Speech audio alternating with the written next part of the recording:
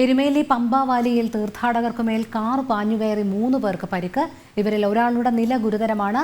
രാവിലെ 8 മണിയോടെയാണ് അപകടമുണ്ടായത്. തമിഴ്നാട് ട്രിച്ചി സ്വദേശികളായ ശരവണൻ, ശങ്കർ, സുരേഷ് എന്നിവർക്കാണ് പരിക്കേറ്റത്. മിഥുൻ അയ്യപ്പൻ ചേരുന്നു. മിഥുൻ, എങ്ങനെയാണ് ഈ അപകടമുണ്ടായത്? ഇന്ന് രാവിലെയാണ് ഇത്തരത്തിലൊരു അപകടമുണ്ടായത്. എരുമേലി പമ്പാവാലിയിൽ വഴിവിക്കിൽ നിന്നിരുന്ന തീർത്ഥാടകർക്ക് മേൽ കാർ പാഞ്ഞു കയറുകയാണ് ഉണ്ടായത്. അപകടത്തിൽ 3 പേർക്കാണ് ഇപ്പോൾ പരിക്കേറ്റതായി മനസ്സിലാകുന്നത്. തമിഴ്നാട് ട്രിച്ചി താത്തുങ്കൽപേട്ട സ്വദേശികളായിട്ടുള്ള ശരവണൻ, ശങ്കർ, സുരേഷ് എന്നിവർക്കാണ് പരിക്കേറ്റത്. ഇതിൽ സുരേഷിന്റെ നില ഗുരുതരമായി തുടരുന്നു എന്നുള്ളതാണ് പ്രധാനപ്പെട്ട കാര്യം. രാവിലെ 8 മണിയോടെയായിരുന്നു ഇത്തരത്തിൽ അപകടം സംഭവിച്ചത്. പമ്പാവാലി പാലത്തിന് സമീപം വഴിവെക്കിൽ ഭക്ഷണം കഴിച്ചുകൊണ്ടിരിക്കുകയായിരുന്നു ഈ തീർത്ഥാടകർ. ഇവർക്ക് മേലേക്ക് ഈ കാറ് പാഞ്ഞു കയറുകയാണ് ഉണ്ടായത്. ശബരിമല തീർത്ഥാടനം കഴിഞ്ഞ് മടങ്ങുകയായിരുന്ന ഒരു സംഘത്തിന്റെ വാഹനം തന്നെയാണ് ഈ അയ്യപ്പന്മാർക്ക് നേരെ പാഞ്ഞു കയറിയത്.